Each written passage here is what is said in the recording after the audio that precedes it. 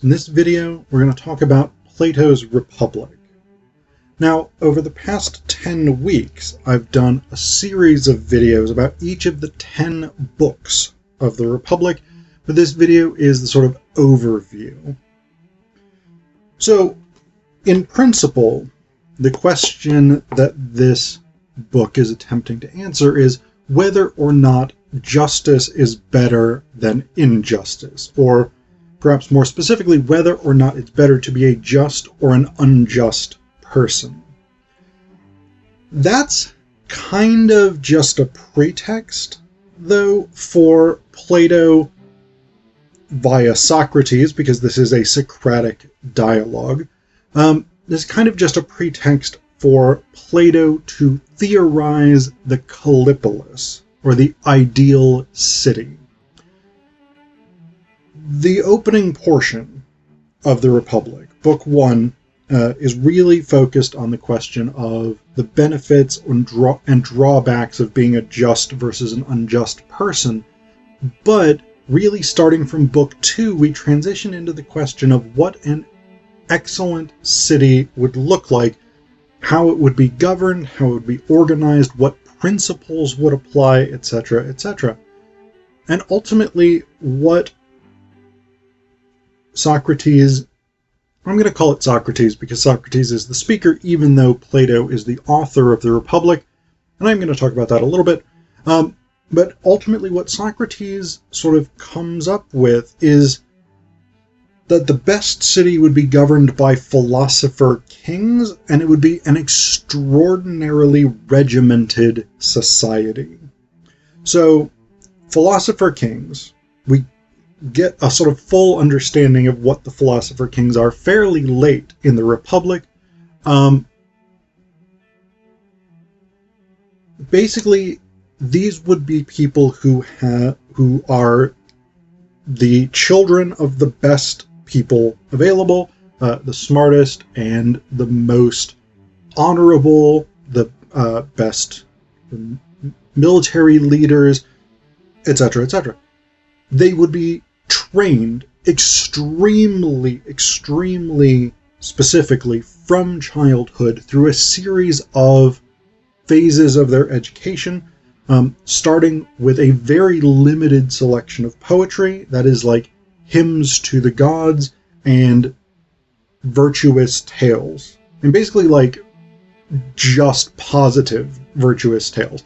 Like the aesthetic theory in the Republic I find extremely troubling because it fundamentally misunderstands what art is meant to do, and it sees art almost exclusively as a pedagogical tool or a teaching tool.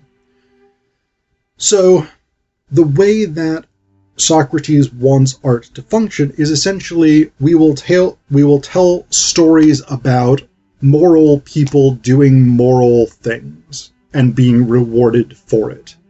And this will train people to be moral because they will believe that they will be rewarded for moral behavior. Not going to be the most interesting literary canon in the Kallipolis. But the point is not for entertainment. The point is for edification, to make people better. So there's that. Physical training is going to come next. They'll learn mathematics, they'll learn dialectics, they'll learn these different things. Practical, political practice, and then philosophy itself. These people will rule because they will be the best trained people to rule, because this is a very much eugenics-based society in which people are bred to be the best at whatever thing it is that they do. In theory, these people will have the best genetic code for being rulers. The warrior class will have the best genetic code for being warriors. The carpenters and potters and farmers and whatever will all have the best genetic code for doing those things, etc., etc. And no one in the Kallipolis will do anything other than the thing that they do. Because The idea here being that everyone is best at something. There's one particular thing that every person or each individual person is best at, and if they devote all of their time and energy and focus to just that one thing, they will develop their skills to the height of their potential. So potters are just going to make pottery. They will not work in the fields, they won't serve in the military, they won't be in juries, nothing. Pots. Pots all the way down. Philosopher kings do nothing but philosophy and kingship. Warriors do nothing but fight. And train to fight, I guess. So this is the idea. This is sort of how this society would run. It's very, very, very regimented. It's like authoritarian to the max. And the idea is basically that you maximize every individual's social utility. You get the most value out of each person that you can get out of them. And because you are doing that, society has maximized its overall productive capacity, and therefore everyone is going to be as happy as they possibly can be because society functions properly. Now, there's a ton of actual problems with this, and I've talked about some of them in some of the other videos. Like, what if you happen to have a generation in which nobody is best at being a cobbler? Just nobody has an aptitude for making shoes. Do you have a generation that just doesn't wear shoes because nobody has an aptitude for it? Socrates doesn't really answer a question like that. He does address the issue of what happens when the ruling classes start to degenerate, because he does acknowledge that the eugenics program will inevitably collapse. He talks about that in Book 8 when he sets up his theory of how the ideal city degenerates into progressively crappier and crappier forms of government. And I have huge problems with the way that he addresses that. I talk about that in my video on Book 8. But, like, if the problem that Socrates identifies is that eugenics is going to fail. At some point, someone will slip through the cracks who has a less than perfect genetic code, and therefore, even though they will get all of the training for being a philosopher king, they just won't be as good a philosopher king.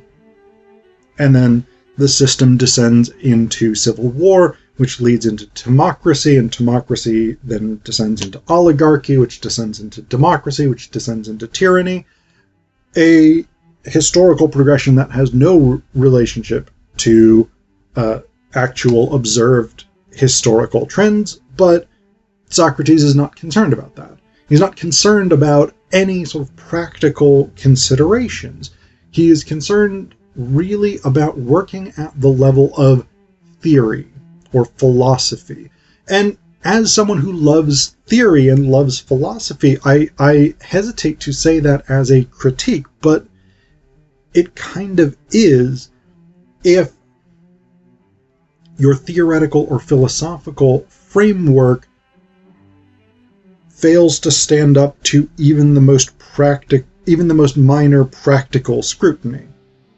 Like, if I raise a question, so like if you are making the argument that artists, painters, tragedians, poets should be banned from the Callipolis because they know nothing except how to imitate other things, and I show you somebody like Aeschylus, who served in the military. He fought, I believe, in the Battle of Salamis. Either Salamis or Marathon, I can't remember which one, but he fought in a major battle that really sort of defined ancient Greece in the 5th century. How can you really say that that guy knows nothing about military service or the army or warfare because he's just an imitator. Like, it doesn't make sense. So there's all of these practical problems that if you're really thinking about this and you're not necessarily inclined to just accept everything that Socrates says as inherently correct, there are these major snags. And that's the other thing about the Republic. I mean, this is a Socratic dialogue, and we tend to think, we have, often when people in education talk about the Socratic method, the idea is that you ask questions in order to get to the truth. You try and get the person that you're talking to come to the truth by asking pointed questions that are meant to lead them to an awareness of the truth.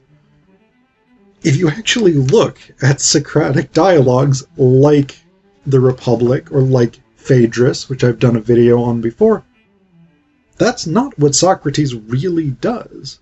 What Socrates does is the thing that irritates people at academic conferences, which is where he says, I'm going to ask questions, but then the questions are mini lectures with a phrase like, don't you agree, tacked on the end. It is literally Socrates discoursing upon the things he believes to be true, and then asking his interlocutors, whether that's Glaucon or Adeimantus or whoever it happens to be, don't you agree that I'm right? It's not a dialogue in the sense that Glaucon or Adeimantus or whoever is giving Socrates back useful information. It's literally Socrates sitting there and saying, here's my philosophy, tell me that I'm right.